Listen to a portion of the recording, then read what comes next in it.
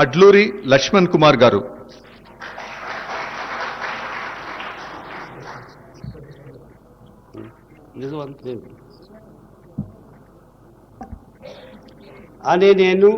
అడ్లూరి లక్ష్మణ్ కుమార్ అనే నేను శాసనం ద్వారా నిర్మితమైన భారత రాజ్యాంగం పట్ల నిజమైన విశ్వాసం విధేయత చూపుతానని, భారతదేశ సార్వభౌమాధికారాన్ని సమగ్రతను కాపాడుతానని, తెలంగాణ రాష్ట్ర మంత్రిగా నా కర్తవ్యాన్ని శ్రద్ధతో అంతఃగత శుద్ధితో నిర్వర్తిస్తానని, భయం కానీ పక్షపాతం కానీ రాగద్వేషాలు కానీ లేకుండా రాజ్యాంగాన్ని శాసనాలను అనుసరించి ప్రజలందరికీ న్యాయం చేకూరుస్తానని దైవ సాక్షిగా ప్రమాణం చేస్తున్నాను.